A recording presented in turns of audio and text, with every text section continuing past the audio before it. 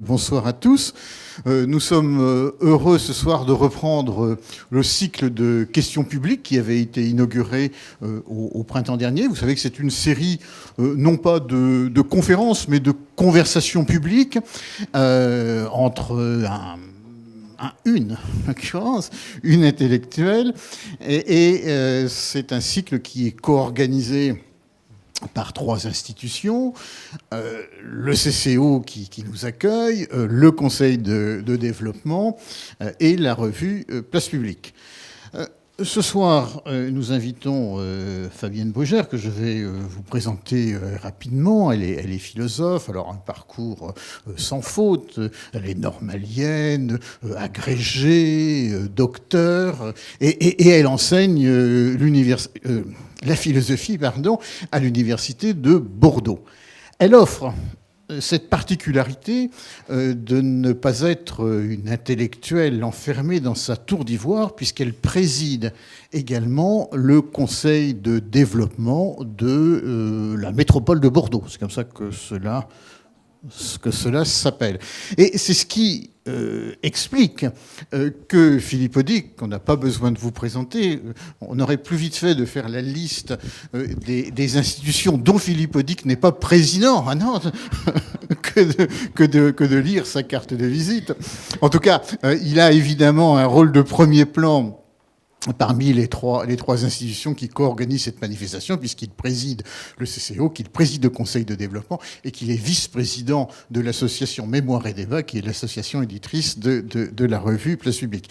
Et donc, Philippe, bien légitimement, a souhaité se joindre à la conversation, sans doute pour interpeller Fabienne Brugère sur les relations entre son travail de philosophe et ses activités dans la vie public.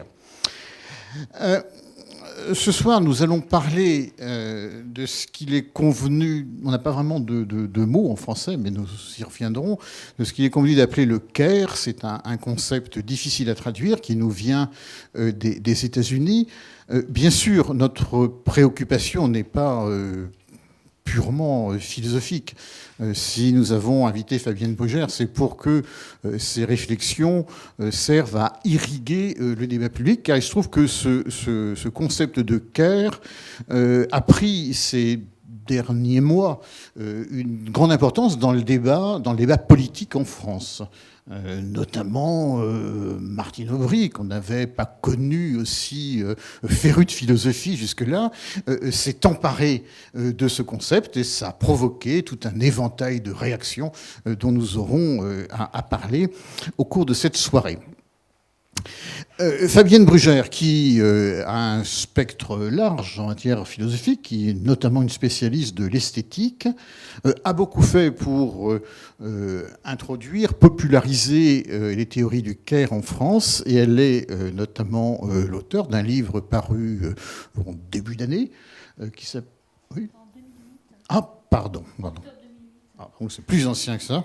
Donc, moi, je ne l'ai lu que cette année, qui s'appelle Le sexe de la sollicitude. C'est un livre bref, parfaitement accessible, qui n'est absolument pas réservé aux seuls philosophes, et que vous pourrez trouver à la sortie, ainsi que la collection à peu près complète de Place Publique.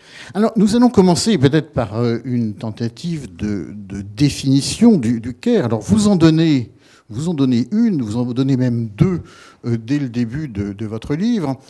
Vous dites que le care est un souci responsable des autres qui prend la forme d'une activité éthique et politique en faveur de la vulnérabilité humaine dans l'idée de la stabiliser ou de la diminuer. Et une ou deux pages plus loin, vous proposez toute une série de synonymes, en fait, ou de traductions.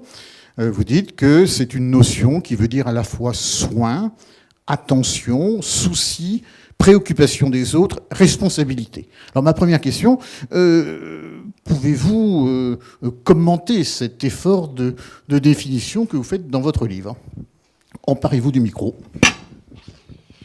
façon, déjà, merci pour cette invitation, par ailleurs très amicale, parce qu'elle a permis aussi, dans l'après-midi, de discuter nos conseils de développement respectifs, puis que je suis aussi une lectrice de place publique et que j'ai vécu très peu de temps, il y a quelques années, à Nantes, donc je suis très contente d'être là. Alors, D'ailleurs, dans votre jury de thèse, il y a un professeur de l'université, enfin un ex-professeur de l'université de Nantes, Michel Malherbe. Oui, dans mon jury de thèse, oui, tout à fait. Et vous avez fait un livre avec lui. Oui, il y a au moment où je faisais ma thèse. Je vois que vous êtes bien renseigné.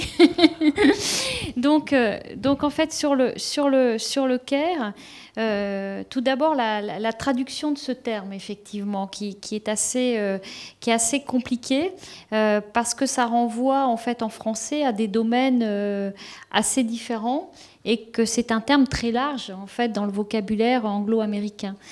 Le Caire, c'est à la fois, effectivement, il a à la fois un sens moral ou éthique, le souci des autres. Moi, j'avais traduit pour ce sens moral et éthique la sollicitude, c'est-à-dire, effectivement, l'attention à l'autre en situation de grande vulnérabilité, si on donne une définition philosophique très large. Donc ça regroupe à la fois des choses très variables, comme le souci du jeune enfant, le souci de la personne âgée en fin de vie, mais aussi ça peut avoir aussi un sens social, le souci des personnes en situation de précarité ou voire d'exclusion. Et ça peut aussi avoir un sens environnemental, le souci des personnes confrontées à une grande catastrophe climatique, à des inondations, etc. Donc ça c'est la définition, je dirais, éthique ou morale, qui prend en compte le fait que ce qui se joue précisément dans ce qu'on pourrait donc appeler ce souci des autres, c'est pas de la compassion, c'est-à-dire c'est pas la possibilité d'un spectacle, parce que la compassion c'est quand même beaucoup devenu finalement un spectacle de la souffrance qu'on regarde, à laquelle on compatit, mais face à laquelle on ne fait rien. La compassion c'est beaucoup une attitude précisément immédiate, une attitude émotionnelle. Mais c'est pas généralement, ça aboutit pas généralement à une action. Alors que précisément, le registre du Caire, c'est le registre de l'action. C'est-à-dire, c'est bien ce qu'on peut comprendre comme étant de la protection, de l'accompagnement, de l'aide. Et je dis souci des autres responsables, parce qu'en même temps, cette aide, cet accompagnement, il doit toujours se faire dans l'idée de pouvoir restaurer une forme de capacité d'agir chez la personne dont on se préoccupe. C'est-à-dire que c'est une forme d'aide qui doit pouvoir intégrer la possibilité que celui dont on s'occupe puisse déployer une réponse, une manière aussi de faire, et qui est donc une forme de réciprocité dans une relation qui est pourtant asymétrique. Comment, dans une relation comme ça, très asymétrique, parce que les relations de Caire sont au point de départ des relations asymétriques, comment on peut introduire de la symétrie, de la réponse, de la réciprocité, et donc la possibilité d'une relation, justement, en quelque sorte, dans laquelle se joue une forme de mutualité. Donc ça, c'est la définition éthique et morale, et c'est pourquoi ce sur quoi j'ai travaillé, c'est pas le Caire en tant que tel, c'est bien l'éthique du Caire, parce que ce qui est un petit peu compliqué, c'est que le Caire, ça peut mener aussi à tout, ça peut mener au bon sentiment, ça peut mener à des pratiques aussi extrêmement marchandes, c'est pas forcément une éthique du Caire. Donc ça, c'est la définition donc de l'éthique du Caire. Après, il y a forcément une deuxième chose qui est la manière dont on peut penser précisément dans un certain nombre de pratiques et d'institutions, justement, comment on peut laisser une place à cette éthique du Caire. Et là, bien sûr, c'est du coup, de ce point de vue-là, déployer tout un travail sur comment on conçoit, par exemple, les institutions de soins à partir de cette éthique, comment on conçoit le travail social, comment on conçoit aussi certains aspects qui peuvent aller avec la question de l'éducation, sans que ce soit bien sûr toute la question de l'éducation, on est bien d'accord. Et donc comment après cette éthique du care, elle peut aussi intervenir même dans la question, par exemple, des services publics aussi. Comment, dans la question des services publics, on peut introduire aussi des préoccupations de care. Voilà, donc il y a à la fois un aspect éthique et puis il y a après un aspect social et politique. Et cet aspect social et politique, moi, dans les auteurs sur lesquels j'ai travaillé et puis aussi à travers mes convictions, il va aussi avec une certaine critique sociale de certaines pratiques de care. C'est-à-dire, par exemple, moi j'ai travaillé sur une auteure américaine qui est traduite maintenant en français, qui s'appelle Jan Tronto, titre Un monde vulnérable. Enfin, ça a été traduit de cette manière-là. C'est pas tout à fait le titre anglais, mais peu importe. Dans son livre, il y a toute une tentative d'expliquer comment toutes les questions liées aux soins, et en particulier à la partie la plus matérielle du soin.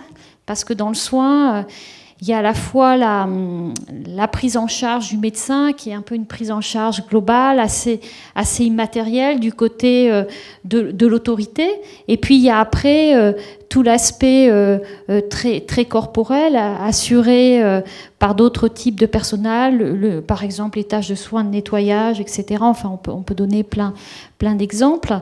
Et ce que dit cet auteur, c'est qu'en fait, quand on est dans la dimension la plus matérielle du soin, on est aussi dans la dimension la moins reconnue par la société et rendu en quelque sorte invisible, avec des professions peu rémunérées ou des pratiques qui sont cantonnées dans l'espace privé de la famille et qui n'ont pas justement de reconnaissance, qui va d'ailleurs avec du coup un féminisme de ces éthiques du care, et puis aussi avec l'idée qu'en même temps la société de marché, et en particulier toute la possibilité de la performance économique, elle marche en même temps parce qu'il y a cette invisibilité du soin qui en même temps la fait tenir et qui fait que tout ce qui renvoie à des personnes entre guillemets dépendantes, vulnérables, etc., il y a quand même des gens qui sont là pour s'en occuper, mais en même temps c'est pas totalement reconnu.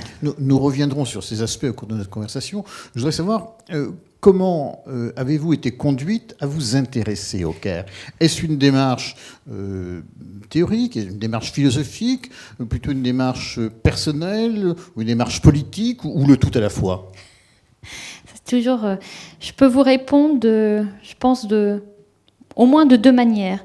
D'une part, d'un point de vue philosophique, j'avais beaucoup travaillé sur les philosophies anglo-américaines, mais au départ, effectivement, plutôt sur le XVIIIe siècle anglais et écossais, et entre autres sur des philosophes comme David Hume ou Adam Smith, qui sont des philosophes qui ont une certaine conception de la morale, une conception de la morale non pas, je dirais, pour faire vite, du côté nécessairement des règles, des principes a priori, mais plutôt du côté des sentiments moraux, d'un recours à un sens de la justice, et donc l'idée que dans un questionnement même sur la morale, sur la justice, on doit aussi être soucieux de toute une ligne qui est une ligne affective, mais qui n'est pas seulement justement émotionnelle, qui se construit.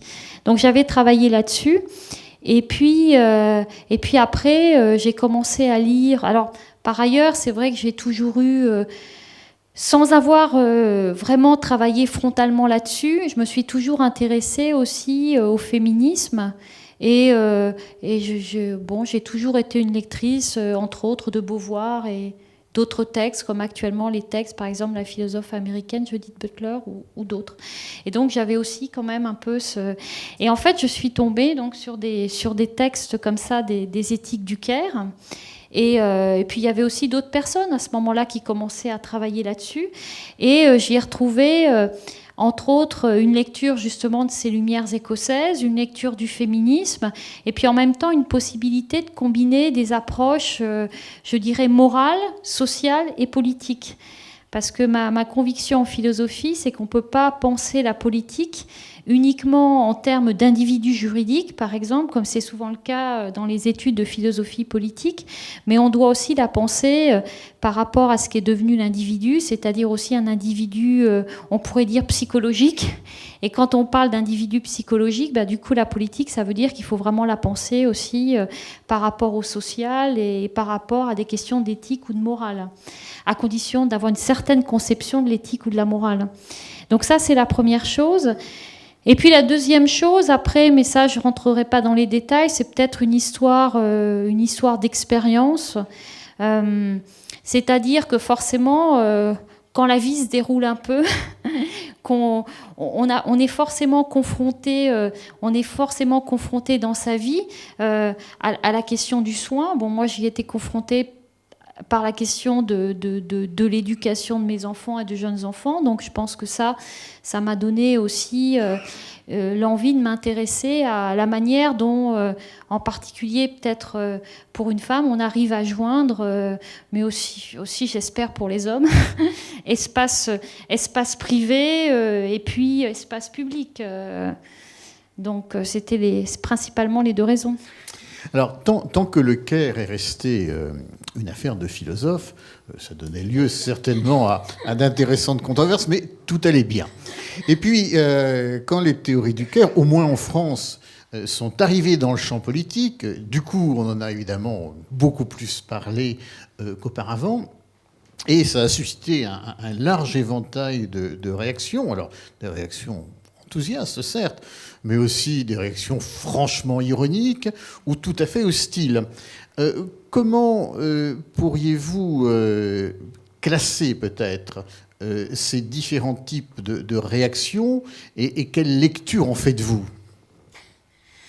Alors, c'est... Le paysage des réactions au Caire. Alors déjà, il y a une première réaction, je dirais, là qui s'explique facilement, c'est la réaction en quelque sorte épidermique. C'est un terme anglo-américain, donc ça veut dire c'est l'Amérique qui débarque. Donc ça, je pense qu'en France, c'est quelque chose d'assez profond quand on sort des sphères intellectuelles, et ça concerne là pour le coup des sphères très différentes les unes des autres, quel que soit d'ailleurs leur niveau, je dirais, de culture.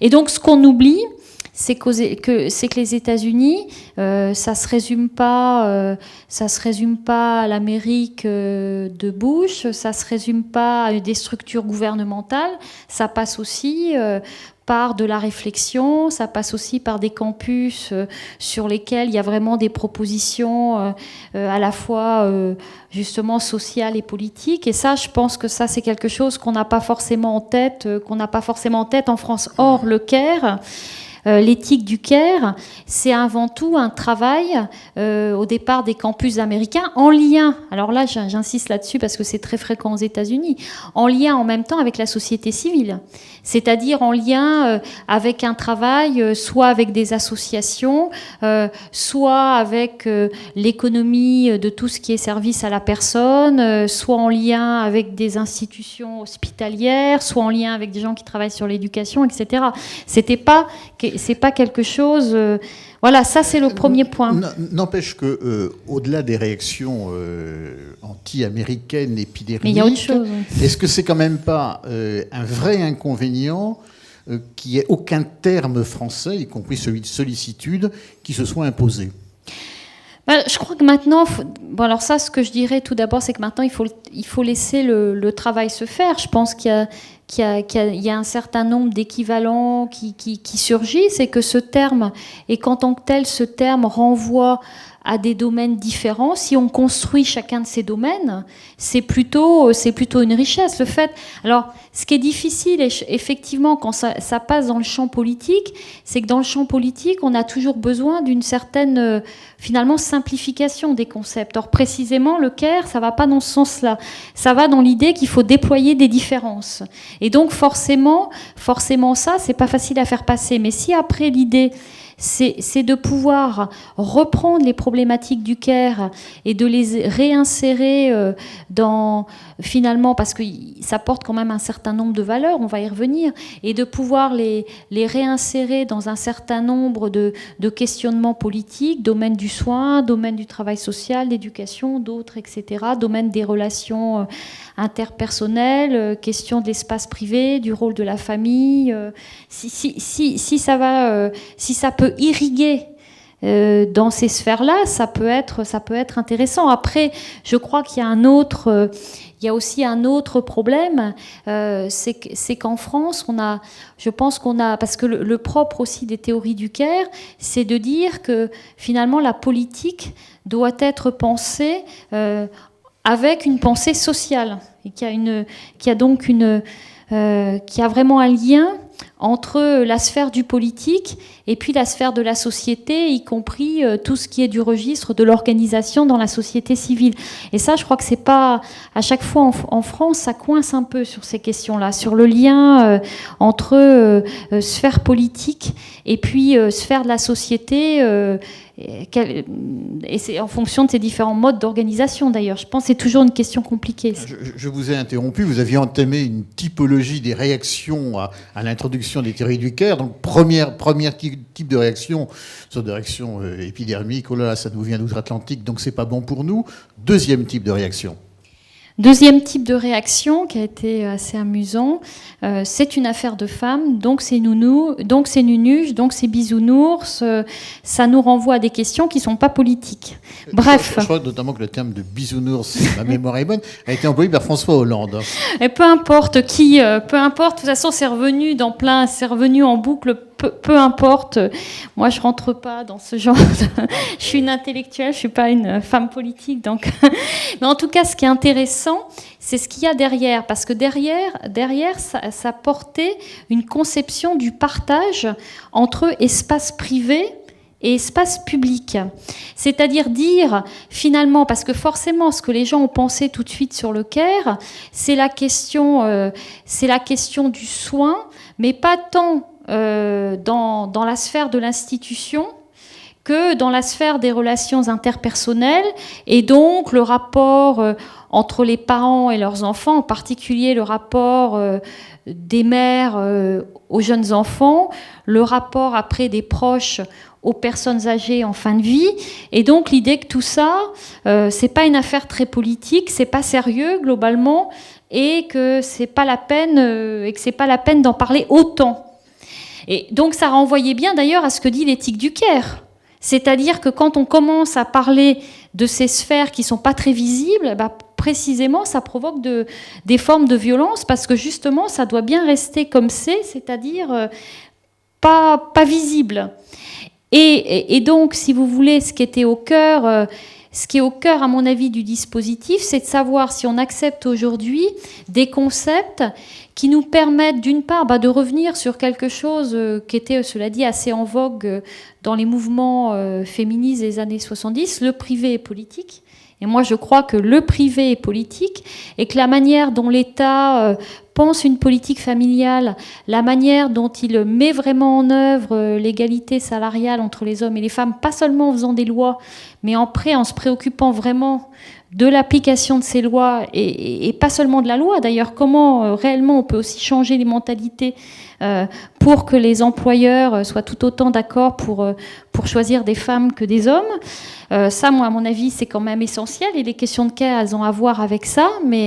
Et puis, donc, c'était aussi cette deuxième chose, ces affaires-là, ce sont pas des affaires politiques. Puis je crois qu'il y avait un troisième point, c'est qu'en plus, dans le Caire, il y a quelque chose qui n'est pas très glamour, c'est qu'on va parler des personnes âgées aussi.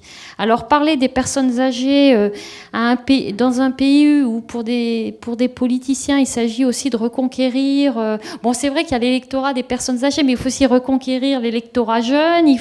Donc, c'était pas non plus très, très glamour. Enfin, je crois qu'il y a eu comme ça plusieurs... Mais je pense que le fond du problème, c'est que dans les réactions... Parce que moi, je crois qu'il y a vraiment un nouveau partage du public et du privé. Et ça, on le voit bien, par exemple, même dans un instrument comme Facebook. C'est assez étonnant et même parfois, c'est même parfois un peu scandaleux. La manière dont on voit bien que les gens sont de plus en plus dans le brouillage, de toute façon, du public et du privé. Et sur Facebook, c'est vraiment manifeste. Il y a d'autres lieux où c'est manifeste. Mais là, ça saute vraiment aux yeux. Donc, il y a de nouveaux partages du privé et du public. Il y a même un brouillage du public et du privé. Et il faudra bien repenser, à mon sens, l'agencement du public et du privé. Donc le Caire, ça incite à penser à un réagencement du public et du privé. Et ça, forcément, ça porte un vrai projet de société.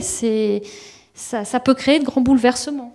Justement, alors vous venez de décrire trois types d'attitudes hostiles au Caire, ou du moins distantes. Et puis, il n'y a pas eu que des réactions d'hostilité, puisque l'idée a fait son chemin dans les milieux politiques, à ce point qu'une responsable politique de premier plan s'est exprimée publiquement là-dessus et a dit que le Caire pouvait être l'armature d'un projet de société. Pouvez-vous nous raconter un peu cette histoire ? Comment ce cheminement s'est-il opéré ? Moi, je pense que dans l'idée de Martine Aubry, je pense qu'il y avait principalement pour elle deux choses qui l'intéressaient dans le Caire et c'est d'une part la possibilité de penser avec le Caire, je dirais une égalité réelle. Et par quoi ça passait, cette préoccupation de l'égalité réelle ?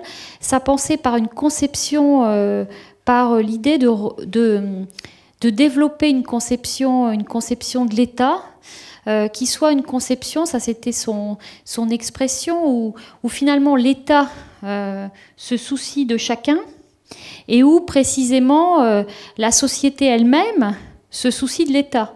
C'est-à-dire l'État prend soin des individus, mais les individus prennent soin aussi des institutions.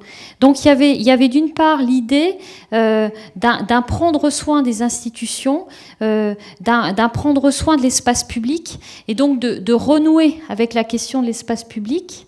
Et puis de l'autre côté, je pense qu'il y avait l'idée qu'il fallait que l'État, dans certains domaines qui ne sont pas des domaines de la sphère marchande, c'est-à-dire effectivement la santé, l'éducation, le travail social, etc., que l'État puisse produire des politiques plus personnalisées, c'est-à-dire plus adaptées à la diversité actuelle des citoyens. Je pense que c'était ça qui...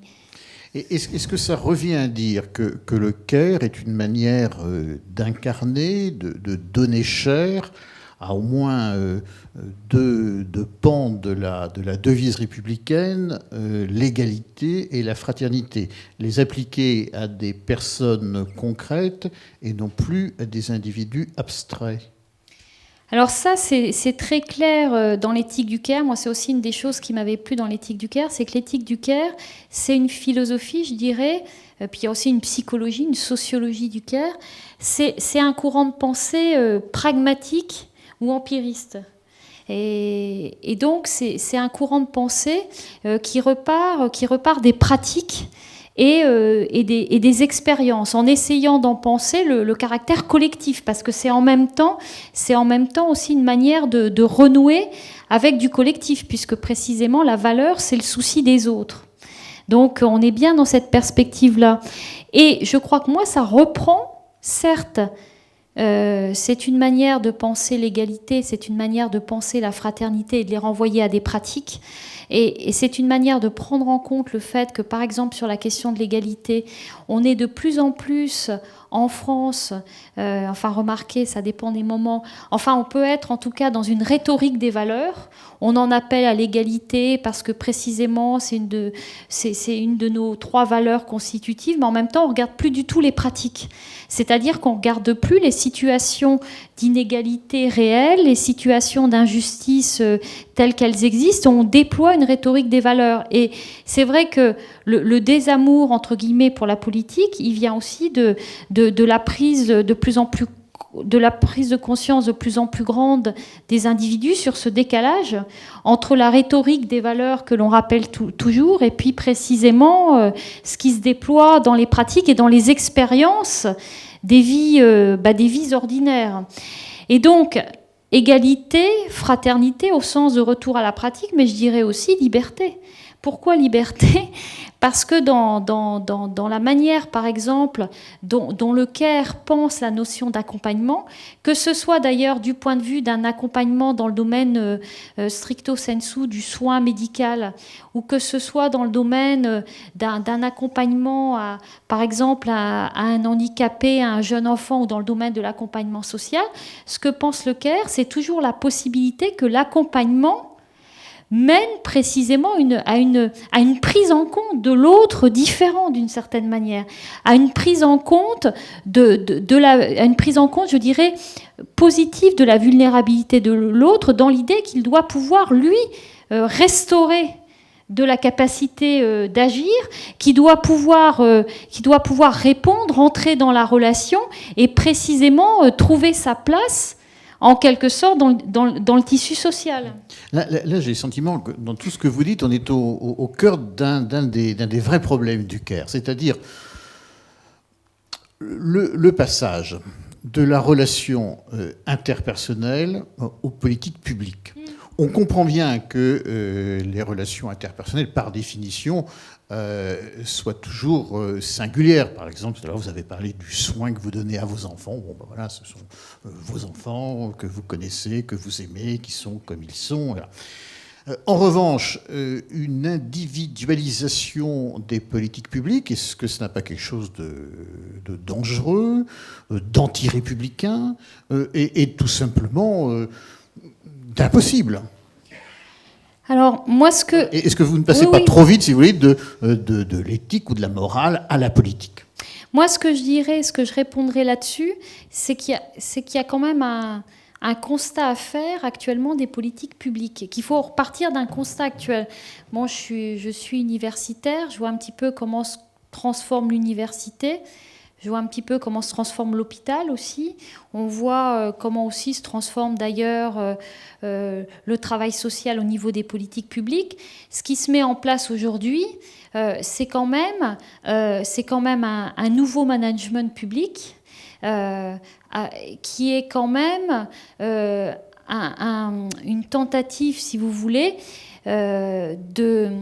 d'enfermer les institutions publiques dans des modes de gestion très standardisés et puis très comptables. Et cela dans des sphères... Alors je nie pas du tout le fait qu'il faille avoir une gestion, je nie pas le fait qu'il faille un aspect gestionnaire, bien évidemment, d'établissements comme les universités, les hôpitaux, etc. Mais je dis, on ne peut pas les traiter de la même manière que des domaines spécifiquement marchands, et que dans ces sphères se joue aussi quelque chose qui échappe à l'échange marchand et qu'il faudrait prendre en compte précisément dans les politiques publiques. Or, il me semble qu'actuellement, c'est pas pris en compte, qu'on est de plus en plus précisément dans une gestion exclusivement marchande du savoir, et que ça déploie un certain nombre de problèmes et même de contradictions. Par exemple, dans le domaine de l'université, l'idée, c'était l'autonomie des universités. Et ce qu'on vit dans beaucoup d'universités de sciences humaines, malheureusement, c'est pas la mise en place de l'autonomie. C'est justement une politique très autoritaire, très générale, qui s'applique à toutes les sphères du réel, et pas seulement l'université, et qui, précisément, quadrille en quelque sorte notre domaine. Et donc, avec en plus une augmentation, alors ça c'est assez curieux, une augmentation de la bureaucratie. On est de plus en plus obligé de répondre à des évaluations quantitatives et non qualitatives qui passent de plus en plus par des masses de documents à remplir, et puis vraiment par une bureaucratie de plus en plus importante. Donc moi, c'est pas... Attention, moi je ne dis pas il faut tout transformer par le CAIR, c'est pas ça. Je dis il faudrait introduire un peu de CAIR dans les politiques publiques. Et introduire un peu de CAIR dans les politiques publiques, c'est déjà prendre en compte le fait que dans un certain nombre de domaines, on n'est pas dans des sphères exclusivement marchandes, que du coup, il faut pouvoir justement individualiser en quelque sorte en fonction des spécificités, que par exemple, en ce qui concerne la question de l'hôpital, la situation du territoire rural, c'est pas la même chose que Nantes ou Bordeaux, où précisément il y a de grands hôpitaux universitaires, et que donc il faut déployer des politiques publiques qui tiennent compte de la spécificité des territoires. C'est si vous voulez, sur l'idée que c'est pas du tout, l'idée c'est, j'avais fait une tribune dans Le Monde là-dessus, c'est pas du tout une idée communautariste, le CAIR. C'est une idée qui va tout à fait avec les valeurs de la République, au sens où il ne s'agit pas de tout individualiser, mais où il s'agit d'introduire quand même un certain souci des différences. Je vais continuer à vous titiller un peu, à moins que Philippe ne veuille intervenir. Il me semble que vous dites deux choses, enfin vous écrivez deux choses qui sont un peu différentes. À l'instant, vous avez dit... il faut mettre un peu de CAIR, il faut mettre un peu d'huile dans les rouages grippés de la République. Très bien, là je pense que peu de gens contesteront cela. Et puis, il y a un moment, il y a plusieurs reprises dans le livre, où vous avez une position, je dirais, nettement plus radicale. Parce que vous appelez à une révision... des conceptions qu'on s'est faites de l'homme en Europe occidentale au cours des siècles. Je cite ce passage. Comment les sociétés occidentales sont-elles devenues des sociétés de l'individu plutôt que des sociétés de relations? Comment nos sociétés ont-elles privilégié l'identité à soi plutôt que le moi relationnel? Est-ce que vous n'êtes pas en train d'aller à contre-courant du lent mouvement, du lent et du séculaire mouvement d'individuation qui a fait nos sociétés, pour aller vite, depuis le christianisme? Alors, déjà, ça, c'est au cœur de mon travail, vraiment, là, c'est au cœur de mon travail philosophique. Oui, c'est pas ce rapport avec Hume. C'est au cœur de mon rapport philosophique, c'est-à-dire la possibilité de penser, effectivement, comme vous le dites, une autre figure de l'homme, plutôt du côté de la vulnérabilité, plutôt du côté de la question de l'individu relationnel. Mais alors là, ce que je vous dirais déjà, c'est que d'une point de vue de la lecture de l'Occident et du point de vue, par exemple, de la lecture des Lumières, on peut faire plusieurs lectures des Lumières. Ça m'a toujours étonnée de voir qu'on enracinait la naissance de l'individu, par exemple, performant et autonome. On l'enracine souvent dans le XVIIIe siècle. L'individu autonome avec toute sa valeur morale, juridique, politique, c'est Kant. Faire toujours pouvoir considérer l'autre comme une fin et non comme un moyen, ce qui permet de donner une certaine définition de l'autonomie. Et puis la figure de l'individu performant et de l'individu qui calculateur et justement qui en quelque sorte utilise son intérêt, qui au bout du compte devient en même temps l'intérêt en fait d'un collectif. Ça, on l'enracinait dans une certaine lecture d'Adam Smith, et en particulier dans l'enquête sur la richesse des nations. Le problème, c'est que dès le XVIIIe siècle, on peut tout à fait faire une autre lecture du XVIIIe siècle.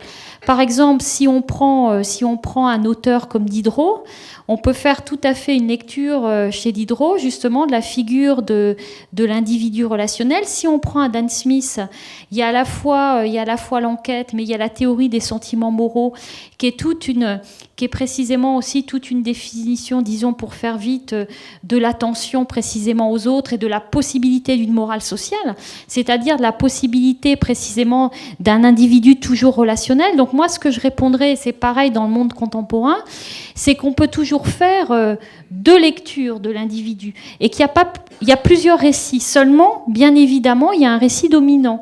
Et il y a un récit dominant qui s'est renforcé avec ce que certains appellent le néolibéralisme, c'est-à-dire la mise en avant précisément de la fiction d'un individu autonome, performant, plus que jamais maître et possesseur de la nature, etc. Donc, de toute façon, je dirais qu'il y a bien au moins deux récits de l'individu. Et qu'effectivement, il y a un récit qui actuellement est vraiment dominant par rapport à l'autre, mais peut-être que justement, peut-être qu'un jour ou l'autre, on changera de récit. Oui, vous avez une très, très belle phrase, là. Comment faire valoir dans la conduite de nos vies et dans les jeux de domination que la vie redéploie que l'individu libre, indépendant et égal n'est qu'une fiction qui, à force de cacher une réalité beaucoup plus hétérogène, a servi les intérêts des plus puissants, des individus qui ont la chance de pouvoir oublier leur genre, leur classe ou leur race. Toutes les vies ne se valent pas du point de vue des intérêts des puissants. Toutes les vies ont la même valeur si l'humanité se définit par la vulnérabilité. En fait, c'est vrai que le fond de mon travail, ça a été c'est vraiment une des choses que je trouve extrêmement intéressante dans les éthiques du Caire, c'est le fait de repartir de l'idée que, en fait, on pourrait définir l'homme par la vulnérabilité et dire que et partir du fait que tous les êtres humains sont vulnérables, ça veut dire qu'à tout moment, soit ils sont dans des situations de vulnérabilité, soit on est tous appelés à un moment ou à un autre à devenir vulnérables, ne serait-ce que le début ou la fin de vie, que l'accident qui vous fait perdre votre travail, etc. Enfin, des choses très différentes. Et que donc, on pourrait dire que finalement, la vulnérabilité, c'est le lot commun. C'est le lot commun de l'humanité. Et que si on pense les choses de cette manière-là, eh bien, on ne pense plus les questions justement de puissance non plus de la même manière. C'est-à-dire que du coup, la toute-puissance, d'une certaine manière, ça n'existe pas. Et même à la limite, on peut faire du coup une autre lecture du pouvoir. On peut dire que le pouvoir, c'est pas le pouvoir entre les mains d'un seul, brut, etc. Que le pouvoir, ça se distribue, qu'il y a des réseaux d'influence derrière, et que dans un être censé détenir le pouvoir, il y a aussi précisément des zones de vulnérabilité. Que le pouvoir tout puissant, c'est la fiction construite en quelque sorte. Avant de passer la parole à Philippe, qui piaffe d'impatience, et puis bien sûr au public qui piaffe tout autant, je voudrais vous interroger sur un dernier point qui donne son titre à votre livre, le sexe de la sollicitude, le lien entre, pas tellement les théories, mais plutôt les pratiques du Caire et les femmes. Vous avez une phrase qui mérite d'être expliquée, à mon avis. Vous dites le Caire est un concept ambigu. Il est par excellence le lieu d'aliénation des femmes. Expliquez-nous. Oui, forcément, le Caire, c'est un concept ambigu. Pourquoi et pourquoi en particulier pour les femmes, mais ça concerne aussi bien sûr les hommes. C'est que il y a toute une histoire quand même d'assignation des femmes à la sphère privée, à l'éducation des enfants, aux tâches familiales. Et c'est vrai que par exemple, si on prend le XVIIIe siècle, qui lui aussi, cela dit, est traversé par des pensées assez différentes, c'est bien un moment où il y a quand même où se joue une définition très précise de la répartition des rôles, disons des hommes et des femmes dans la bourgeoisie, entre précisément la femme mère qui s'occupe des enfants, qui s'occupe du foyer, et puis l'homme qui travaille, qui gagne de l'argent, etc. Donc, le Caire, c'est une question difficile pour les femmes parce que précisément, ça tend à à renvoyer les femmes à cette sphère qui leur est assignée. Donc après, la question, c'est qu'est-ce qu'on en fait ? Et c'est là que ça devient un concept intéressant. Qu'est-ce qu'on en fait en tant que femme, mais aussi qu'est-ce qu'on en fait en tant qu'homme. Voilà. Donc, mais c'est sûr que c'est un concept qu'il faut quand même considérer avec une grande vigilance, parce qu'il peut aussi précisément renforcer des assignations. Il peut renvoyer les hommes à une certaine place et les femmes à une certaine place. S'il est mal compris, s'il est lu hâtivement, si vous voulez. En somme, vous suggérez de désexualiser ou de dégenriser, pour jargonner, les pratiques du care. Ce que je suggère, c'est que autant d'infirmiers que d'infirmières. Voilà, c'est que chacun, d'une certaine manière, puisse trouver librement sa place, et qu'en particulier dans les professions de soins, effectivement, profession d'infirmier, c'est d'ailleurs une des professions qui évolue, qu'il y ait à la fois des hommes et des femmes, mais on pourrait parler aussi de la sphère des auxiliaires maternels, et là, dans la tête de chacun, c'est quand même toujours un peu plus compliqué, et pourtant, ça me semble aussi important. Oui, c'est en appeler au fait que mais même, prenez une profession qui est plutôt une profession du registre de l'éducation, comme l'école. Dans l'école, en particulier l'école primaire, vous avez essentiellement, puisqu'on dit maintenant professeurs des écoles, des professeurs des écoles. Et moi, je sais que ma deuxième fille, la première fois du coup qu'elle a eu un maître, ou un professeur sans eux, elle était stressée. Enfin, il y a eu un temps d'adaptation. Et puis, je pense que c'est le fait de la mixité. La mixité, ça apporte des choses. C'est-à-dire que dans toute profession, chaque fois que c'est possible, qu'il y a à la fois des hommes et des femmes, ça apporte justement de la diversité ou une forme de pluralisme. C'est vraiment au nom finalement de cette question de la diversité, du pluralisme. C'est ça aussi la mixité. Philippe. Merci. D'abord, je vais simplement faire un petit constat. Il n'y a pas assez de femmes dans les conseils de développement. Oui, et notamment à la présidence. Et je pense que les membres du conseil de développement qui sont là, ils vont regretter de ne pas avoir une présidente comme Fabienne Brugère ici à Nantes. Mais je vais les inciter à rester à Nantes. On a besoin d'eux pour continuer à travailler. Moi, je vais revenir un petit peu sur cette relation peut-être qu'il y a entre votre activité de philosophe et puis votre engagement justement à la présidence d'un conseil de développement. Je vais repartir de ce que vous avez dit, c'est-à-dire qu'en gros, vous avez réexpliqué ici que la société d'individus auquel on a voulu nous faire croire c'est une fiction, et vous expliquez, je crois, dans votre livre, que nous sommes de toute façon, quel que soit le discours qu'on essaye de nous faire passer, que nous sommes des individus interdépendants. Et vous donnez des exemples où effectivement l'interdépendance au niveau de la société, d'un pays, d'une région ou même de la planète, elle est toujours là et on ne pourra pas y échapper. Et en gros, vous dites la bonne approche, c'est la société de relations, comme l'a souligné Thierry Guidet tout à l'heure.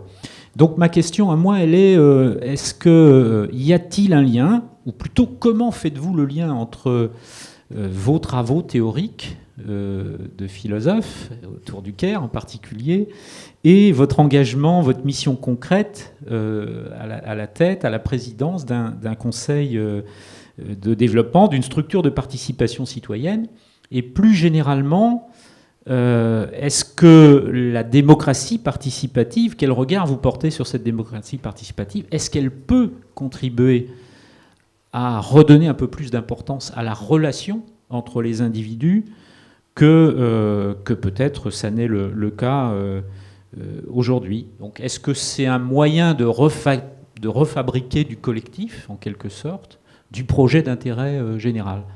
Voilà, je ne sais pas si ma question est claire. Mais... Si, elle est claire. Alors, ce que je dirais, c'est qu'il y a... C'est vrai que c'est un peu ça pourrait être un peu artificiel de faire le lien entre les deux, mais je crois qu'il y a quand même un lien. C'est qu'effectivement, les éthiques du Caire, elles sont donc du côté d'une mise en place de l'importance de la relation, d'une mise en place de l'importance, je dirais, de la co-construction. Et précisément, quand on anime un conseil de développement, on est bien dans le domaine de la co-construction citoyenne et dans le domaine d'un espace public conçu précisément comme un espace de relation entre des citoyens qui viennent d'horizons très différents et qui, d'une certaine manière, ont tous quand même une subjectivité qui est bien là. Et donc, je pense que là-dessus, il y aurait un premier lien. La deuxième chose, c'est que moi, je dirais que le Conseil de développement, ça a renforcé mes convictions en matière d'éthique du Caire. C'est-à-dire que l'éthique du Caire, c'est quand même le fait de dire, finalement, repartons des pratiques telles qu'elles existent et essayons en quelque sorte, quand elles sont intéressantes, de voir justement comment on peut les généraliser, comment on peut les faire rentrer justement dans une politique publique. C'est ce que, par exemple, je vois dans le Conseil de développement à Bordeaux, on a une association qui travaille sur la question des Roms de manière incroyable.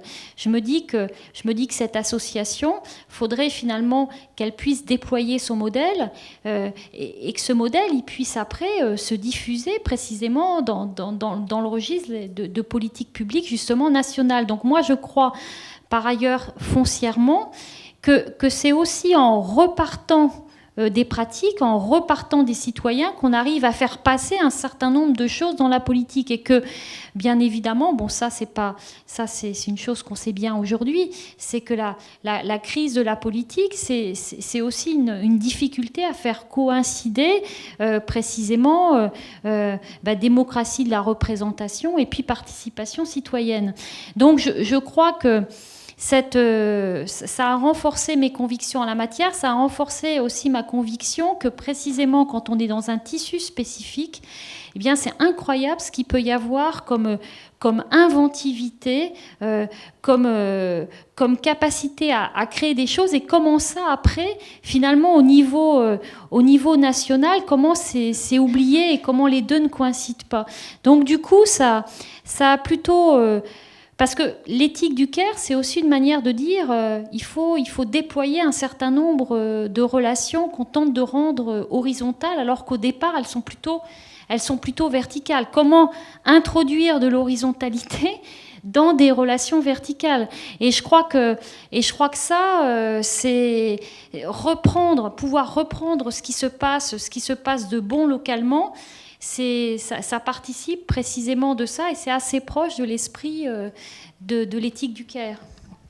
Est-ce que ça veut dire que le Conseil de développement, c'est un lieu qui doit apporter de la sollicitude à son territoire? Je reprends l'échange que vous avez eu avec Martine Aubry, autour de la réciprocité, l'État vers l'individu, mais aussi l'individu vers l'État. Donc, là, je n'ajouterai rien. C'est exactement, c'est en tout cas l'une des vocations effectivement d'un conseil de développement, et c'est une vocation fondamentale, prendre soin de son territoire précisément. Oui, tout à fait. Juste avant de passer la parole à la salle, plus une réflexion qu'une question. Je disais tout à l'heure que nous étions à la 4e conversation publique co-organisée, et je suis frappé de la relative cohérence ou de la résonance qu'il y a entre vos propos et ceux qui ont été tenus par notre premier invité, Alain Supiot, sur la redécouverte de la justice sociale, puis par Jacques Ricot sur la question de il n'a peut-être pas employé le mot, mais de la sollicitude en fin de vie. J'ai le sentiment qu'il y a une sorte de pensée qui est en train de se chercher, se trouvera-t-elle, mais qui proposerait une alternative alternative à l'individualisme contemporain qui est loin d'être uniquement le fait d'une pensée néolibérale qui, à mon avis, a très largement gagné bien des secteurs de la gauche idéologique et politique. Et voilà, il me semble qu'il y a quelque chose là, une recherche sur la nouvelle manière de faire société, de renouer du lien, des capacités à vivre ensemble. D'ailleurs, vraiment en ce qui concerne les travaux de Suppiot, c'est vrai que c'est des travaux que je connais, pareil pour Jacques Ricot.